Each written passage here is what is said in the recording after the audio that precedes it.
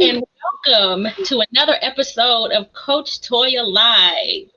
I am Coach Toya. I teach aspiring homeowners uh, all the tips and secrets to mortgage qualification quickly. So, anyway, we have got a treat for you tonight. I have got a longtime friend of mine, Mr. Teal Turner, here. We will be talking about all the myths and everything dealing with 401ks that you have never heard before. So Teal, let's start by who are you? Well, first of all, let me just say this. That was a rocking intro there. The music was banging, so I really enjoyed that. I hope y'all didn't catch that on camera. I was over here rocking and I know, rolling. right? And you Trying had me to, messing up doing my intro. And right, so I'm trying to keep that to sorry guys, myself. but I couldn't remember who I was. It's all good. It's all good. But yeah, my name is Teal Turner. I am a wealth strategist and financial coach. I've been in financial services for about 15 years, and Yep. I specialize in helping people prepare for retirement, helping them get out of debt, and put together a financial legacy for their families. Wow. And so just a little background. So Teal and I met like what, 2008? 2008, right? Oh my gosh. So we were both leaving our completely different fields. I think, Teal, what were you doing? Selling cars at drive time? Yeah, I think that's I where was you were selling coming cars. from. I was That coming was a from an insurance agency. I was working at mhm, Nationwide Insurance. I had just moved to Charlotte, and we were all premier bankers at this premier business banking group where we right. stayed for 6, 7 years until A long we time. decided to try something different. And during those talks, we always talked about how the establishment just something wasn't right. We didn't know what Hmm. wasn't right. We were kind of on a journey, and we would always just kind of talk about, something just. And it's amazing that now, 12 years later, we can come together, both Yes. coaches in the Yes. wealth strategy planning, and really have a conversation to talk about what we've learned and share some gems with you tonight. I do want to Absolutely. start this conversation by saying neither one of us are licensed investments. Neither one of us have any security license. However, we're both Mhm. licensed in life and health and annuity. So we can definitely have those conversations with you, but we're not your financial advisor. So definitely this is for informational purposes only. If you have any questions, we'll definitely be happy, either one of us, to chat with you afterwards. Also, you can put the comments are able, so you guys can put comments, and if you have questions or anything, we'll try to get through them throughout the broadcast. But today we're talking about 401ks, and Teal is going to kind of walk you through what are some things, the 5 reasons why investing in your 401k could be committing financial suicide. So I'm going to sit back and let Teal just roll. Thank you. I feel like I'm on the news. Thank you, Latoya. Well, one of the things, let me just start here. I want to give a little bit of background about how I got into financial services, and that will lend a lot to the conversation. I started back in 2004, and the reason I got involved in financial services is because I had a serious situation that happened to me that I wasn't prepared for. My wife and I had very good jobs at the time, and we both lost our jobs at the same time. Okay, so we were out of work for about 6 months, and it's different with with the wife looking at the husband who's out of work versus the husband looking at the wife. So needless to tell you, I had a lot of figuring out and planning to do. Fortunately, we both found jobs just in time. We didn't get foreclosed on or anything like that, but the problem was that I was not financially prepared for that. I didn't have any real safe. We were making good money, and we were both very young, so we thought things would just keep going on like that. But I didn't Yeah. have any savings. I had a lot of debt. I wasn't preparing for retirement. I didn't really even have any insurance in place, and so that ordeal really hit me hard. Like I said, fortunately, we were able to recover, but it got me to thinking, what if one of us had died or become disabled? What would have been what turned out to be a temporary situation could have been a permanent situation, but it gave me a taste of what people have to go through when they find themselves in a situation where they do not have the financial resources to handle what has come up in their lives. So I went on a quest to try to figure this thing out. And I got involved with a young lady who told me she had made $19,000 the previous month part time. And I said, I don't care what this is. I don't care if it's legal or not. Well, no, I'm doing it.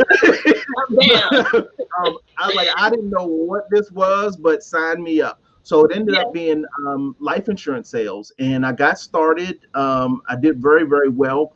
But in studying, one of the things that became very clear to me is that one of the reasons why people are find themselves not as educated about finances as they would like to be is because they make it real hard for you to do that. The information is very complicated. It goes over your head. A lot of the investment or savings advice really makes you have to choose between living every day and saving. And then the other thing is it puts you at risk of losing money that you don't have to lose. And so it's not surprising that people just grab the first thing that's around them. And that's why a lot of people end up investing their money in things like 401ks and IRAs, because it's the only thing that's available to them, the only thing that they know about. And they figure, well, hey, my employer's offering this, so they probably checked it out and thought it was good for me. Right. You know, what we're going to talk about is you're going to discover that nothing could be farther from the truth. When you invest in a 401k or IRA, what is happening is that there are different entities that are working together to take your money or rob you of access to it and use it to make themselves rich. And we're going to talk about that this evening and show you exactly why that's the case. Okay. And it was interesting because when we first had this conversation, I had just lost my job the second time around. Okay. So we were having that, what am I going to do conversation. And I remember you asked me about my 401k and I said, well, Teal, my employer is it's free money. My employer is matching me. And you said, oh, my child, let me show you. So let's kind of talk about that. Because is it not free money? Well, let me start here because I want to go in order. Okay. You're going to find out that no, it is not free money.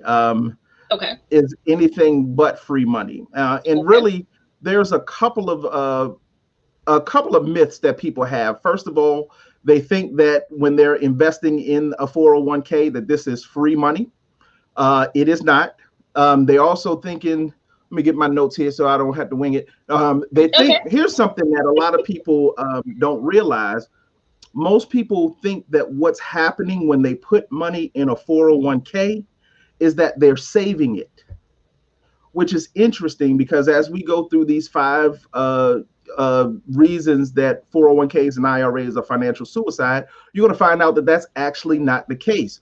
Another reason why people invest in 401ks is that they think it's going to save them money on taxes. They've been told, hey, you know, you put your money in 401ks, you don't have to pay any taxes. Again, nothing could be farther from the truth. And the reason that the biggest reason that I've heard as far as why people are investing in 401ks is because it's easy. Their funds are automatically deducted, so they don't even have to think about it. So again, for them, at least they're doing something. But what you don't know about what's happening to you when you put money in a 401k will literally cost you your financial life and could put your survival at risk. Oh gosh. Yeah, it's like tell that. Us more about that? If you want to know, I'm sharing it with you. Okay. I want to know. I want to know. We've got a couple of people watching, and I've got some likes already, so I'm sure they want to know too. Well, come on now. Don't hold back. All right, I'm trying not to hold back. I'm gonna give it to you. I'm gonna make you wait for it for a little bit. No, okay. All right. You're building up the suspense here. Okay. There you go. All right, here we go. So the first reason that investing in a 401k or IRA is financial suicide is, number one, you don't legally own the money in your 401k. Okay. Now let me break this down. When you put your money in a 401k, what happens is it goes into a trust. If you look at the IRS code, it tells you that. Okay. So when you think about it, what other time do you put money, your own money, in a trust? Is when you've gotten so old that you can no longer financially handle your responsibilities. So the subtext of that is, hey, we got a person here that can't handle their own responsibilities financially. So let's put their money in the trust. Now that comes with some problems. First of all, when you have a financial opportunity or financial situation, you don't have access to your money. So what you have to do is crawl, ask for permission, or ask for a loan to access your own money. Now, here's the wild part about it. If they give it to you You before gotta you're pay it. right, if they give it to you, okay. Uh, Yeah.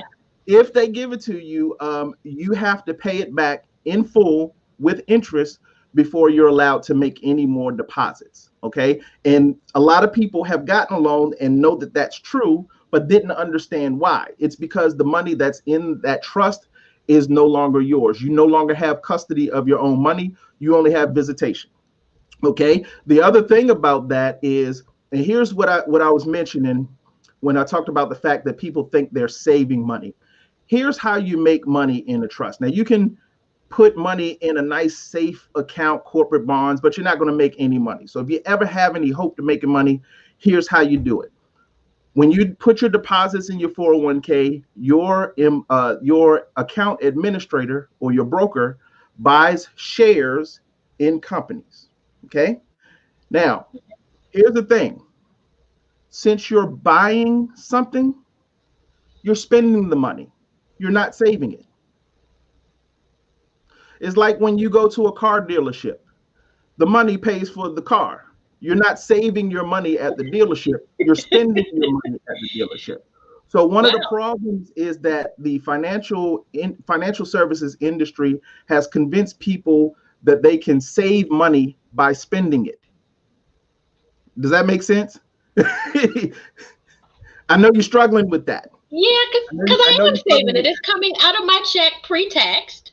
that. So it's going into this fund. Right. So I if you go am to saving. if you that's what you're told. When you go to a car dealership, are you saving money at the car dealership or are you spending money buying the car? Okay, well, I'm spending money buying the car. You're spending money. So when you buy shares in a company,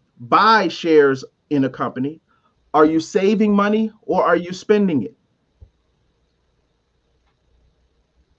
I'm spending it. You're spending it. So you are not saving your money in a 401k. If you're buying shares, you've spent the money. And that's why, in order for you to get your money back, you have to sell the shares. Make sense? Yeah. Okay. So here's the problem. If your money is in a 401k, it's in a trust. And if you bought shares, not only do you not have control of your money, but chances are the money isn't even in your account anymore. It belongs to the company whose shares you bought. That's the whole reason that they allow you to buy shares so that they can use your money. Brilliant. Okay. Yeah, it sounds real brilliant. Not for them, not for us. But again, that's another that's one reason why investing in a 401k or IRA is just not a good idea. Here's another reason. It's way easier for your account to lose money than it is for it to make money. Let's talk about that for a second. First of all, um, your account is going to lose about 1 to 2% per year every year just because of inflation. You know about that. Okay. On top of that, you're like we just talked about, you're spending the money. So that the money isn't even in there. You have to the way that you make money in your account is you have to sell the shares for more than what you paid for them. Same way if you bought a house, if you want to make money on the house, you have to sell the house for more than what you made for them. Now here's the problem. If you were buying and selling stocks the normal way, you would be able to, when the price got high, go ahead and sell, you pocket that money, and then you try to do it again. Isn't it true though that your 401k prevents you from doing that? If you take money out of your 401k before the age of 59 and a half, Not only are you immediately responsible for paying taxes, but there's an additional 10% penalty tax that gets stacked on. And with that being with that extra tax, any money, any profits that you made is going to be neutralized. Okay. So the problem with it is you're in a position where you're not able, you don't really have a way to make any money today. The only way you'll know whether your portfolio was successful is when you get all the way to retirement and you try to liquidate your shares and get the money out. If there's no money there though, because the market has gone down, you've lost all your money. That's the problem. Does that make sense? Yeah, frightfully Okay. so. Yeah, rightfully so. Okay. Yeah. Before I move on, I want to give you a chance to ask some questions about that, or if anyone's asked any questions, I want to make sure you're clear because these things that we're setting up are going to be more important as we move on. Hang on 1 second. I'm gonna have to go to Facebook from my other computer real quick because for some reason I'm not getting any comments on this platform. So maybe people have passed out after hearing I know happening in 401k. Hey? I usually have my computer up already, but you know, technical difficulties every day, it seems like. It'd be like that sometimes. Oh yeah. So hang on. But like I said, I don't see any comments, but it could be being posted. Okay, don't worry about it. We'll move on. All right, so those are 2 reasons so far. Reason number 3, everybody is benefiting from your money except you. Now, I want you to listen to this. First of all, your account manager is going to get a profit of between 1 and 3% of your total account value every year, regardless of whether you make any money or not. So just like if you have a real estate broker, they sell the house, it doesn't matter if it's an up market or down market. They still get paid their 3 to 6% for selling the house. It works the same way with your account broker. Okay, so they're making money. The company whose shares that you bought, they get to use a portion of your paycheck every week or every month to increase their business profits. And since you're giving them your money, they don't have to risk their own. So they get to make risk-free profits from your money. And here's the kicker: your employer, your employer actually gets immediate tax exemptions, not tax deferments, tax exemptions, because listen to this: you pay the taxes on their matching contributions. So it's not free money. Come again. You pay the taxes on the company's matching contributions. When your employer puts money into your 401k, they get immediate tax exemptions. You pay the taxes on those on the matching contributions. When are you paying the taxes during that tax year, or are you paying it at retirement? You're going to pay it at retirement, and we're going to talk about why that's way worse. As a matter of fact, the government, the real reason your employer is doing this is because the government incentivizes them to get you to put your money in a 401k, because they know that if they can get you to put your money in there, you're going to owe more in taxes later on. Okay. All right, I see you still trying to recover from all this hard-hitting information. Listen, and we did just have a comment that popped up. So someone said, I'm listening, I hear the logic. However, I'm waiting to hear the alternative method to prepare for retirement. So I don't know if we're going to kind of talk about a little bit of that on this time, or do we need to set up another live to talk about? Let me see how much time we got. We got a couple of minutes. This next part we'll touch on that, and that kind of will kind of give you some insight into how I help people prepare for retirement. Okay. All right. So we just talked about the fact that you got a whole bunch of people around you that are benefiting from you putting your money in this thing. Let's talk about reason 4. Reason 4 is you are volunteering to pay the absolute most amount in taxes. All right, now let me give you an illustration to kind of bring this home for you. Imagine that you went to an all-you-can-eat restaurant. Okay, you walk in the door, cashier's there, and you say, "Hey, how much for the buffet?" So the cashier says to you, "Well, we actually have two ways that you can pay. You can pay a flat fee and eat as much as you want, or you can eat as much as you want, and we'll charge you according to how much you ate." Which payment method would you use? That's a tough one. It depends on how much I'm going to eat. Let's assume that you're going to eat a lot, multiple times. Okay, then I want to upfront. I want one fee so I can eat as much as I want. You want to pay now so you don't have to pay later. Right. That's pretty much how taxes work. If you pay your taxes now, when you earn money, you pay the taxes up front. What's left over gets to grow tax free. However, when you put your payments off until the end, you not only have you when you defer paying your taxes till later, what happens is you've you've changed the way that the government taxes your account. Now, instead of you paying taxes on just the profits, you have to pay taxes on every single dollar in your account. Now, here's why that's a problem.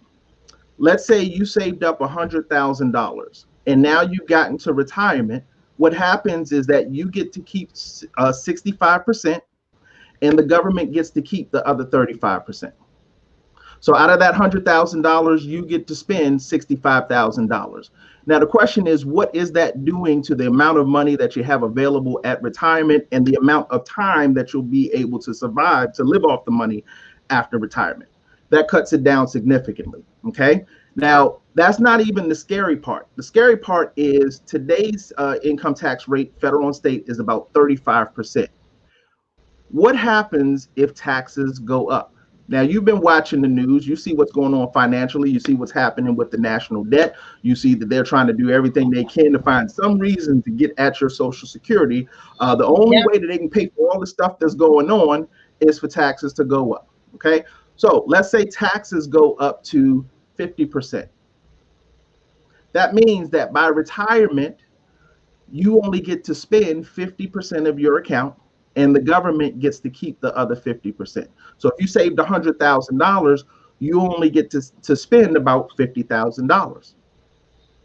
Again, what's that doing to your retirement? So to save just a couple of $100 up front on taxes, or to put it off, you now owe thousands of dollars in taxes, and it's at a time where you have more expenses. You're going to be older, probably going to have some health issues like most people, so you're going to have extra medical bills.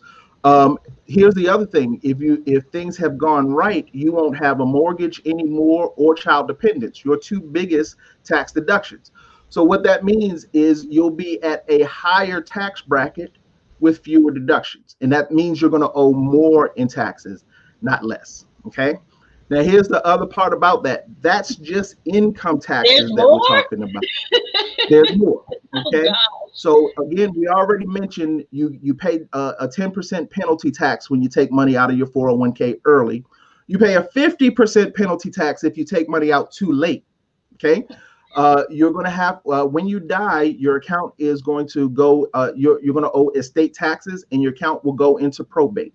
That means your family will have to spend money on attorney's fees to get the account out of probate. And the moment they do, they're going to owe inheritance taxes on that money.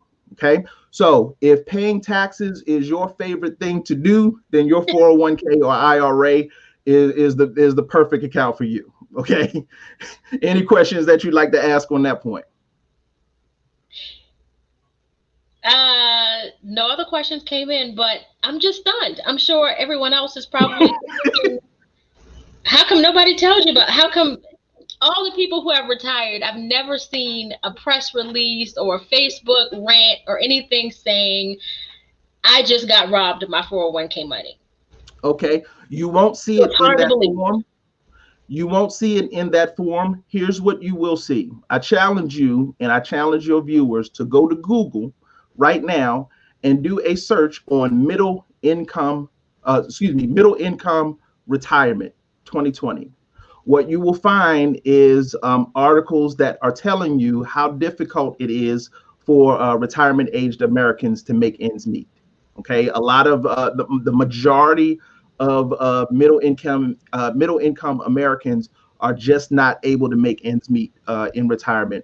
There was an article that I read a couple of weeks ago by Fidelity. Fidelity is one of the largest uh, companies that track 401ks.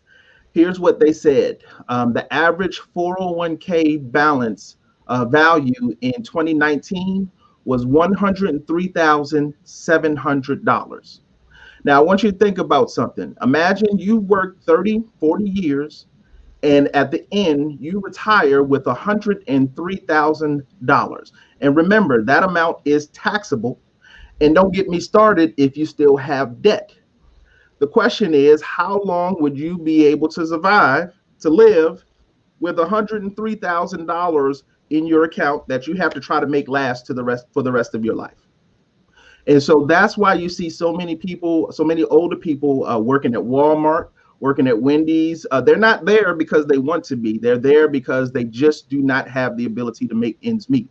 And for folks that are putting their money in 401ks, all you have to do is look at what's going on in the retirement landscape today. That's where you're going. And the baby boomers had a way better economy to work with than we do. So if they're struggling, what do you think is going to happen with us? Make sense? Yeah. Now, I don't know. Are you done with the 5, or do you have another one to go? I got one more. And we really just touched on this. You're probably going to run out of money after you retire. One thing to think about is that 401ks are not pension plans that give you a repeat ongoing income. They are designed to only give you pretty much what you saved, and then you're on your own. So if you save $200,000 and you make $50,000, you got about 3 or 4 years to sustain yourself, and then you got to figure out what to do. And really, Social Security income right now is about 40% of your income. So if you can't make it off of 100, you really can't make it off of 40%. Gotcha. So one of the things that I wanted to chat about before we start talking, because what people are saying in the chat is they want to know the alternative. So now that they're getting it, they're like, okay, now we got to do something. So we're going to talk about that in a second. But I wanted to talk about something that I found just alarming when I looked. Okay. You made me look at my own 401k, and I could not find the fees that I was being charged. Mm-hmm. And when I finally did some digging, I had to call up so many different divisions to be able to get that fee chart to see. I did not know that I was being charged on my whole asset portfolio, regardless of whether I made any gains or not. These advisor people that I'd never met, never spoke to, were making money off of me. Yeah. Insane. Yeah. Yeah. There are all of these hidden fees that's being charged. That why aren't we getting a statement that's printing out? These are the fees that you're being charged. I read somewhere that you, over the course of your 401k, you'd spend like over $107,000 in fees alone. It's ridiculous. But the other thing I wanted to touch on, what about the employee matching? Because that would be something that people are probably saying, well, guess what? If my employer is matching 6% or 4% or whatever the percentage is for that company, then I should be good because I got 50 and they're putting in 50, or I've got 100 and they're putting in 100, or whatever that number is. What's happening to the employer, the match piece of it? Okay, great question. Two things about that. Number one, most people did not know that they're paying taxes on their employers' matching contributions. That's number one. Number two, we didn't really touch on it, but it's a big deal. You still have the problem of the fact that your money is in an account that can go up and down in value. So all we have to do to understand the problem with that is look back at 2008. Really, we could look back right about now. But if you look back at 2008, about a generation of wealth was knocked out in about 18 months because the market just plummeted. Okay, so it took years for people to recover. Some of those people have not recovered yet. There are people that were actually retired in 2008 that had to come off of retirement because their money, they lost their the value in their account. So that's one of the biggest problems with a 401k. You have risk. You have risk of losing money. Now, I want you to think about something. Do you think it would be a good financial strategy for you to pay your rent? And the way that you pay your rent is by gambling. Okay, that does not make sense. You might make a lot of money gambling, but at the same time, you'll probably lose a lot of money as well. But when you have definite events that are coming in your life, you're raising children. You got to pay for their college education. Kids got to get their first car or what, first house or whatever. You have retirement coming. And here's the thing that a lot of people miss, because we've been taught to think of retirement as this oasis that we just arrive at. Retirement is just unemployment that you have decades to prepare for. That's what it is. Okay. So that's pretty much what it is. So if you had, if you knew you were going to lose your job in the next 90 days, here's the question: would you be spending time trying to save 3 to 6% of your money and stash it away?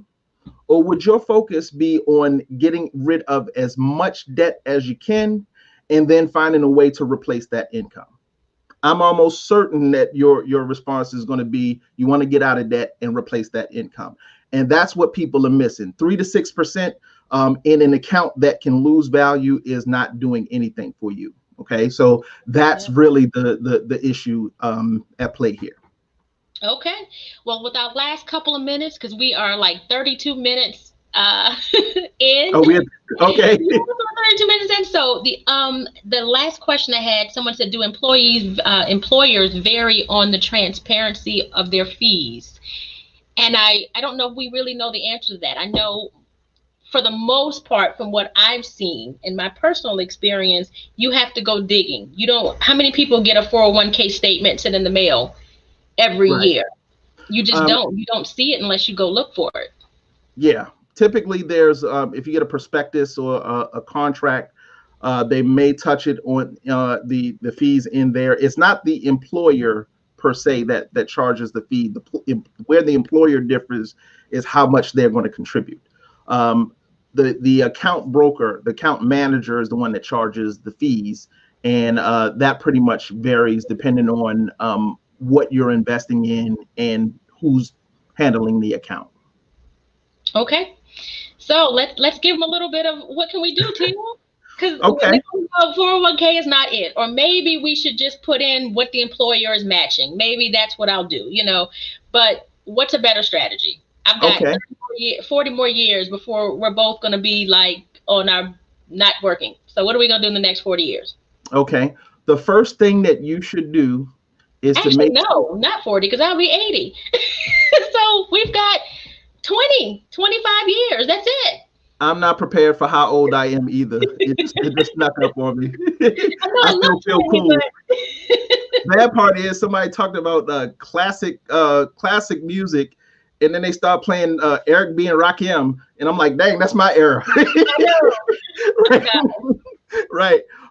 So here's the first change. The first thing that needs to change is your mindset about what you're doing when you're trying to save money. The goal is not to set aside a stash of money. The goal is to replace your income. So you need to put your money in an account that will generate a repeat income. If your account does not do that, you are not going to like what your retirement is going to look like. That's number one. Number two, let me let you in on a little secret. Okay. There are no such accounts as 401ks or IRAs. What those names refer to are IRS codes. For example, Internal Revenue Code, Section 401, subsection K. What that code describes is how the IRS will tax an account that looks like that. And as we've seen, 401ks and IRAs in similar accounts get the absolute worst tax treatment. You're volunteering to pay the absolute most in taxes. Now, here's the thing that a lot of people don't know. There are other accounts where the IRS says if you follow our rules, we'll let you put your money in an account where it'll be able to grow tax-free. We'll give you a mechanism for you to be able to spend the full value of your account tax-free. And you can structure the account to where it'll be able to generate a repeat income, an autopilot income, a guaranteed lifetime paycheck that will keep coming in month after month, year after year, even after you've spent all the money that you put in there. Okay. Ooh. Now these particular accounts have. Let me interject this thought because we didn't touch much on it. Most people are spending 50 to 60% of their income on mortgage debt, student loans, and credit card debt. What if there were a way for you to recapture those funds, redirect the interest, and pay yourself, and then be able to accelerate your retirement savings? Because that's really where all your retirement savings are going. And really, when you look at debt, in essence, you are somebody else's retirement savings. That's what's going on. The thing that you should be doing is being done to you. So if there were a way for you to recapture those funds, that would be golden. You could use that money to build wealth for yourself and leave it for generations. Well, here's the thing. These accounts that we're talking about have mechanisms. They have features in them where you'll be able to leverage the value of your account similar to how banks do. And by following some specific steps, we've been able to show people how they can eliminate all of their debt, including their mortgage, in about 10 years or less, be able to redirect the interest that they're now paying to creditors to themselves. So now instead of borrowing money from a creditor, you borrow from yourself and pay yourself back. That means you're making the interest that your creditors would have been making. Okay. And since you have that money growing exponentially, that's going to allow you to build up your retirement savings much, much faster. And here's the thing. When you learn about how interest works, there's a definite amount of money that you need to save up at a particular interest rate to where it will generate enough income to pay for your expenses and your lifestyle. When you get there, you're good. And the thing is, if you're in the right kind of account, you don't have to wait for a particular age to do that. You can do that whenever you want. So if you can recapture the money that you're now paying on debt and accelerate your savings, you will put yourself in a great position where you have a choice whether you want to go to work or not. I'm sure what you're doing is meaningful, but you have a choice. So that's kind of what I do. I teach people, educate people about these accounts, help them to customize the right option for them, and then show them how to set it up. All right. I don't know if you want to answer this, but someone just asked, are you referring to annuities? No. Okay. All right. Well, tell everybody how to get in touch with you, because I think if you really want to know and you want a consultation, you're doing consultations, right? How can people get in touch with you? Sure. You can visit my website at incomeforeverformula.com. INCOMEFOREVER formula FORMULA.com. Okay, you look I'm gonna put it in the comments, Teal. Yeah, put it in the comment. But I won second grade and fifth grade spelling bee champion in my elementary school, so I know what I'm talking about. Definitely. But you can visit me at incomeforeverformula.com. There's a video on there that covers a lot of this information that we were talking about today. So if you want to check that out and also share it with family and friends, feel free. And then at the bottom of the webpage, you can fill out the form and schedule a 15-minute consultation with me where we can find out a little bit about what you're trying to do financially and point you in a direction to help you get some of these things set up. All right. I told you guys it was going to be a treat. I don't know how we can top this. I just don't know it. But anyway, we definitely have to, sitting down with Teal is definitely something you want to do. I mean, not saying to stop your 401k altogether. Like I said, we are not tax advisors. We're not securities advisors, but definitely, did my camera? That's all right. You were just frozen in the perfect position. Well, yeah, we're not trying to make people invest in any particular thing. But again, once you understand what's happening with your money, and then you understand what you're trying to do, then it gives you a little bit of insight into what you should be doing. And again, that's what I do. I help people, just educate people about the how money works and the resources uh, and accounts that are available to help them do what they're trying to do. All right, I don't know. Okay, there Okay, you I go. don't know what All happened right. to you, but thank you for that. I was about to look. I was about to go into a comedy routine and start doing some jokes, but unfortunately, I don't have to do that. But yeah, anyway, definitely, I'm gonna put Teal's information in the comments. He's actually in my credit group, so if you're not in my credit group, definitely you want to join, because if you've noticed, I do stream these. Right now, we're doing a live stream every Thursday at 8:30. So we're going to be having different topics. If you notice, on my personal page, I delete the post after about 2 days. So if you want to see these posts, these streams, you want to find me on Facebook, in my Facebook group, or you can also, it's streaming to my YouTube channel as well, which is Latoya Gathers, on my YouTube platform. Um, Another thing, just to let you know, as of next week, these are now going to be streaming on podcasts, all the major podcasting networks. So that's coming next week. So anything that topics or anything that anybody wants to see tackled, definitely contact me, send me messages. I love to know what you guys want to hear. We want to definitely bring things that other people are not talking about. That's my goal. So if you need to talk about finances and credit, you want to buy a house this year, reach out to me. If you want to save for retirement, reach out to Teal.